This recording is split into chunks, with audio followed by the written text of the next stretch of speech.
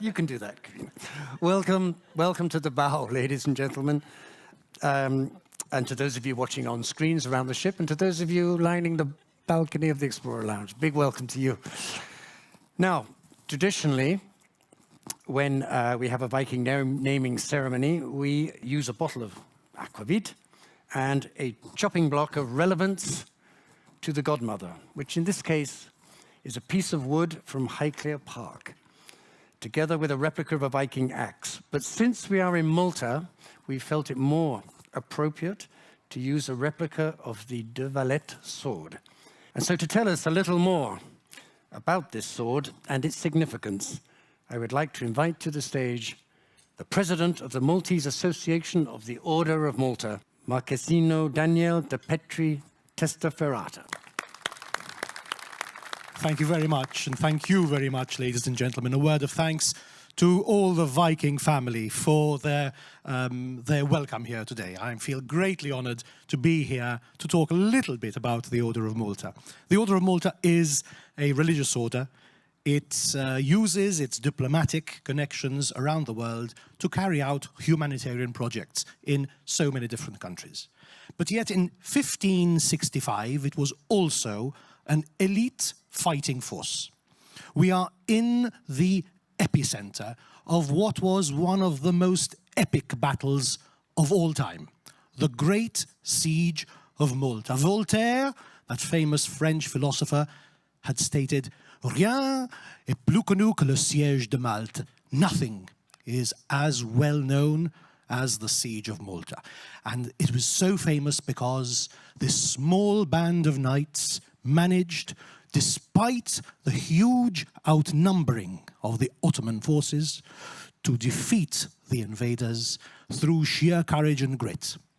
And, of course, by using the best weapons that were available to them at the time. This is a replica of the very sword used by the Grand Master de Valletta during the Siege of Malta. You can close your eyes and imagine him fighting in that fort just over there, Fort St. Angelo, repelling the invading Ottomans, using a sword identical to this.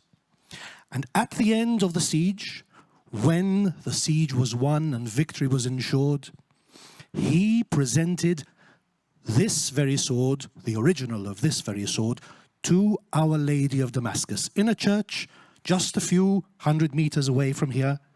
You can imagine the Grand Master on his knees presenting this sword to Our Lady. And those of you who have been in the armed forces know that a soldier's weapon is his most prized possession. So for this elite warrior to give up his sword, to present it to Our Lady, is the most incredible of gestures of thanks. So in that gesture of thanks, I again thank Viking and the entire Viking family for the opportunity to be here this evening. Thank you, President. Our godmother today, Fiona, the Countess of Carnarvon, will now conduct the naming ceremony from her home in Highclere Castle in England. For more than a decade, Viking and Highclere have been linked through the acclaimed series Downton Abbey, and, of course, in real life. So now I would like to ask Lady Carnarvon to please name her ship. I name you Viking Mars.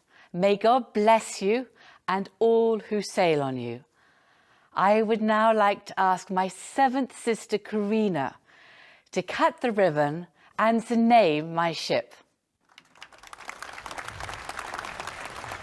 And I'd like to ask Charlotte of Highclere Castle to join me in, on behalf of Lady Carnarvon, cutting the ribbon that names the Viking Mars.